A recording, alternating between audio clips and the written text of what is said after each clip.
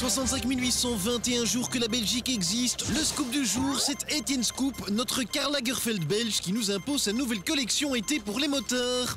Eh ben dis donc, ça va être chouette cet été.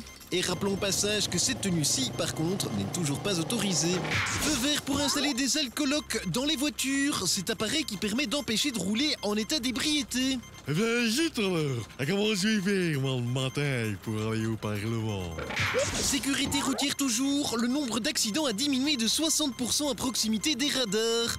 Par contre, juste avant, c'est le carnage total. Il est 20h05, vous êtes dans TV Belgique, bonsoir. Et nous sommes aujourd'hui le 15 novembre, comme le savent si bien tous les Belges, c'est donc la fête du roi. Nous recevons donc pour l'occasion son Altesse Albert II. Ouais, je sais pourquoi, Code Méron. C'est la fête de la dynastie, je pensais que ça vous ferait plaisir de vous inviter. C'est ça, ouais. Ouais, je vais surtout rater le catch sur AB3 à cause de vous. Le catch ? C'est le seul truc qui me détend un peu en ce moment. Nom de Dieu! Dites, mais je peux vous demander pourquoi vous portez un casque ? Paraît que ça répète à Bastonien. Ils sont revenus. Qui ça ? Les boches à terre, qui d'autre? Réfléchis à François. Ah non, si, rassurez-vous, au contraire, vous allez plutôt aimer. On est en plein catch féminin, là. En effet, et c'est le cas de le dire, il y a de la sérieuse baston à bastogne entre Joël Milquet et Laurette Ankelings dans cette affaire d'asile. Je vais te faire la prise de la corde à linge. Quelle corde à linge? Mais de quoi tu parles, toi? Moi, j'ai jamais vu de corde à linge, jamais vu de linge, je suis une femme libérée, moi, putain! Tu vas voir, je vais te faire un aveuglement! Aveuglement! Aveuglement? Est-ce que j'ai une gueule d'aveuglement, moi? Ce que je ne comprends pas, c'est que tes chiffres chômage, t'es pas encore aveuglé, toi. Oh! Tombstone! Sale rousse! J'aurai ta peau! Tu ne m'impressionnes pas! Il n'y a pas à dire, elle reste dans le rythme. Ces deux-là, je me suis toujours demandé si c'était pas des extraterrestres. Surtout la Milquet, là. Il y a des jours, elle me fait penser au monstre de Roswell. Avec ses grands yeux et ses plaques de maquillage autour. Quant à l'autre, à chaque fois qu'elle vient au palais, les enfants sont traumatisés pour 2 semaines. Maintenant, des miquettes, il en a marre, hein, les Yves. Elles vont me faire tomber mon gouvernement si ça continue comme ça. Mais il est déjà par terre, votre gouvernement. Comment ça? Vous êtes en affaires courantes. Rappelez-vous, Alexander De Croo, élection, ça vous dit rien? Oh non, un torchon. Il avait complètement oublié les Yves. Oh la boulette. Remarquez, on vous comprend un peu. Mais dites, c'est quand même encore bien dans la Belgique que je suis premier, hein?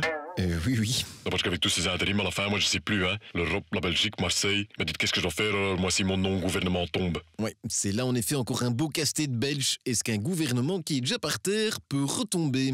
Vous voulez que j'appelle des experts pour étudier la question? Ça serait bien gentil de votre part, je suis sûr que ça ferait avancer le schmilblick. De rien. Heureusement qu'on l'a, le Yves, hein? Oh, non de Dieu! Remarquez, il y a de l'espoir, hein? Regardez en Irak. Après 8 mois de négociations, ils ont enfin un gouvernement. Oui, mais j'espère pour vous que le parallèle avec l'Irak s'arrête là. Comment ça? Que Monsieur De Wever n'ait pas les mêmes plans pour vous que George Bush avec Saddam Hussein. Hein? Bien, puisqu'on parle de Monsieur De Wever, retrouvons-le justement pour notre cours quotidien de dramaturgie. La leçon de dramaturgie avec Bart le comédien. Après avoir appris à jouer le peur, aujourd'hui, nous allons apprendre à jouer la silence. Allons-y. La silence.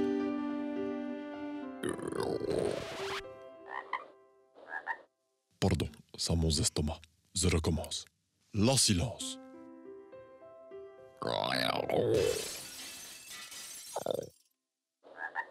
Excusez-moi.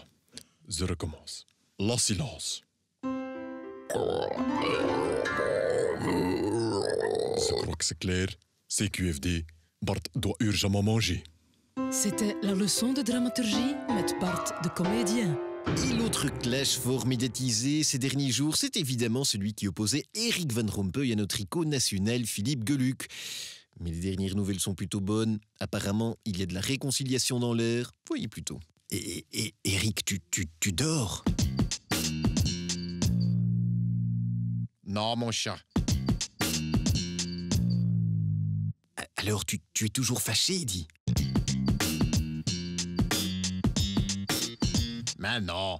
En fait, j'ai trouvé ton idée très drôle. Tu parles de mon idée celle de couper la mer du Nord en deux pour la partager entre les Wallons et les Flamands. Non, que tu dises que le flamand, ça ne sert à rien. Ah si, j'ai dit que le flamand, c'est très utile. Le flamand, ça sert à faire chier le Wallon. Oui, c'est ça. Oh, mort de rire. Le flamand, ça sert à faire chier les Wallons. Oui, mais dis, qu'est-ce qui te fait tant rire? J'imagine trop votre tête de constipé le jour où vous serez débarrassé de nous. Ah non, Eric, ça non. Ça, je vais le dire à ma mère. Et voilà, mesdames et messieurs, c'est tout pour aujourd'hui. Merci, Majesté, de nous avoir honorés de votre présence. Oui, c'est bon, après, j'ai un dé où je vais encore rater le dernier round aussi. Allez, d'accord. Bye bye, à demain, si Bastogne le veut bien. Je peux y aller maintenant? C'est fini?